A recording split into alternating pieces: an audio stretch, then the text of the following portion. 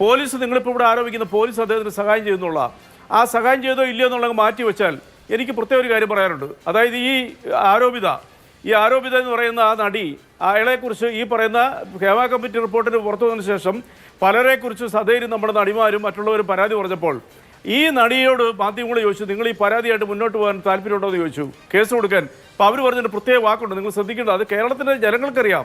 അവർ പറഞ്ഞു എനിക്ക് അതിനുള്ള സാമ്പത്തികമില്ല, മുമ്പോട്ട് പോകാൻ താല്പര്യമില്ല എന്ന് പറഞ്ഞു. എന്നാൽ ഈ സിദ്ദിഖ് ചെയ്തത് എന്താ? സിദ്ദിഖ് അതിൻ്റെ പിറ്റേ ദിവസം DGPക്ക് പരാതി കൊടുത്തു, താൻ നിരപരാധിയാണെന്നും ഈ പരാതി കൊടുത്ത ആ സ്ത്രീക്കെതിരെ കൊണ്ട് പരാതി കൊടുത്തു.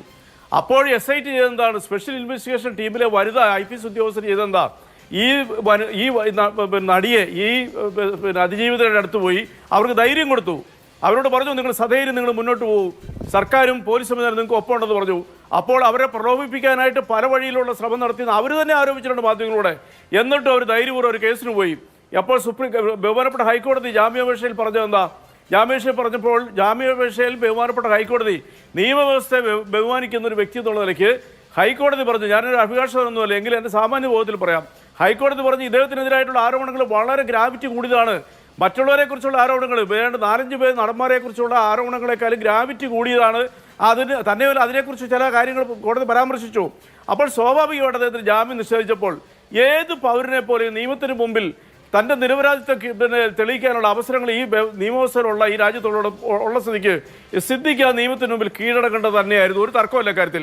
കാരണം സിദ്ദിഖിനെ സംബന്ധിച്ചോളം സിദ്ദിഖ് ഈ ഭൂമിയിൽ എവിടെ ഒളിച്ചാലും എത്ര ദിവസം ഒളിഞ്ഞിരുന്നാലും അയാളെ പിടിക്കും, അയാൾക്ക് ജാമ്യം പോയില്ലെങ്കിൽ.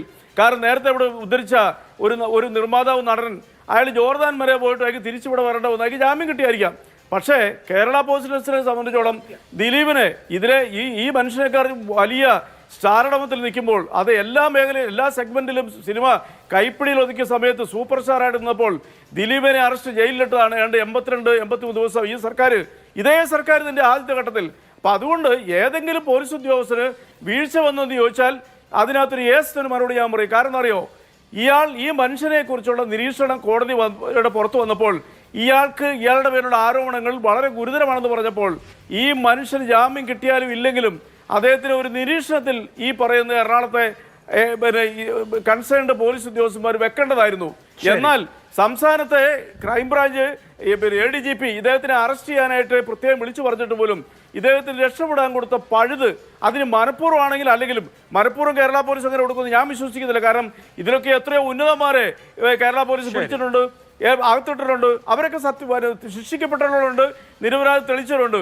സിദ്ദിഖിനായിട്ട് ഇങ്ങനെ പ്രത്യേക ഒരു നിയമപരീക്ഷയില്ല. സിദ്ദിഖ് അന്തസ്സായിട്ട് നിയമത്തിന് മുമ്പിൽ കീഴടങ്ങണമായിരുന്നു.